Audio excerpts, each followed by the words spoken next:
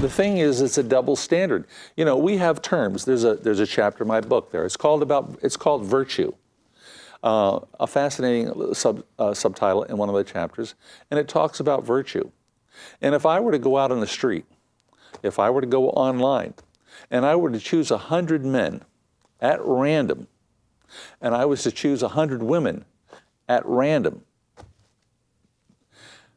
and I was to decide on the issues of virtue, I'm talking about compassion. I'm talking about caring. I'm talking about responsibility. I'm talking about honesty. I'm talking about justice. I'm talking about all these virtues that we would talk about. The women would always outscore the men. And the fact is, all you have to do is look today at who's in jail, who's on parole, and who's on probation. It's the men. But that's not, and so that's not true. Well, remember when, just before God destroyed the earth in the Old Testament, he said, okay, if you find me 10 men and 10 women, I won't destroy the earth. And so they went out and looked up and down the earth, and they couldn't find 10. And then he said, okay, find me 5 good people. And they couldn't find 5. And he said, all right, find me 1. And so they found 1 good man, but they could not find 1 good woman at all. Well, and it's the same way today. There's no such thing as a good woman. And I completely disagree with that. No, there's no such thing. All the hell that you see on the earth come through the woman. It comes through the mothers, and they pass the hell on to the children. Well, that's a chauvinist attitude. Why do you say that? Because if you're denigrating women. How's that? You're denigrating women. I'm telling them the truth so they can realize it and they can overcome it. No. Women are evil. You really believe that? I know it without that. I have no belief about that. Okay. I know that. Right. May I tell you how? I can't say 110% I disagree with you. Why? Because women are not any more evil than men. No. If I take a look at the world today, there are good, noble, righteous, caring, good men.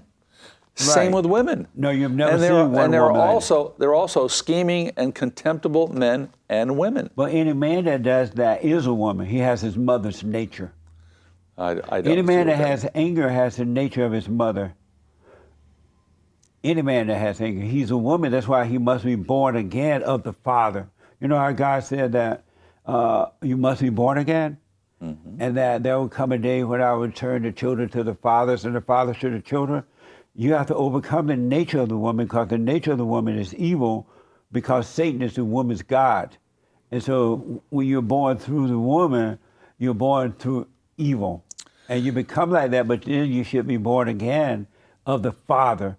Is that true? Did God say you must be born again? Yeah, but in a totally different but in a totally different context. Did he say you must be born again? I disagree with your premise. Did he say you must be born again? He did. Okay. And he said you must be born again of the Father. Am I right about that? Well, yes, but... And so if you're not evil, why must you be born again? Okay. Yeah. Well, that's, once again, we come all the way back, circle where we started. There's your truth and there's my truth. That's not my truth. Okay. I don't have a truth. Okay, well... no human being has a truth. That is in your opinion. No, I'm telling you. Okay, well, of course. Any human being that tell you they have the truth is lying. Mm-hmm. You know what I mean? But I want to ask you something. You said that there are good people on the anti-abortion movement. Yeah. And there are good people on the pro-abortion movement. Yes. Right? Yeah. Could a good person kill a child or even agree with killing a child in the womb? Would a good person agree to killing a child in the womb? Well, once again, it depends on the circumstance. It depends on the woman. Who am I? I did not make myself God. Who am I to tell a woman who would be sitting any place, out on the street or in place else, that the state, Big Brother, I agree that the government should come down and demand. I totally agree. They should not be they can't tell her what to do. They shouldn't be. I agree with that. But will a good person kill a child in the womb? Well, let me give you an example I point in the book. I have a number of examples. So, for example, if I live in a restrictive state in which abortions are not allowed, but there's one example that I use in this situation. There's a woman who has 2 children. She loves her kids dearly. No, women don't love. They have no love. Well, I disagree with that. They have this emotional stuff, which is hate, that they call love. But go ahead. No. But a woman who loves her 2 children, and she finds out that she is pregnant, but she also finds out that she has cancer, and that if she takes this baby to term, the odds are not in her favor, and she may die.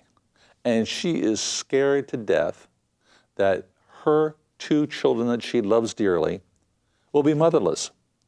And she demands and she wants to have an abortion because she doesn't want to risk her death for her 2 children. But the state will come down and saying, we're so sorry you have cancer. We're so sorry that you may die. But you know, the medical report is not 100% definitive. You know, maybe only 90%.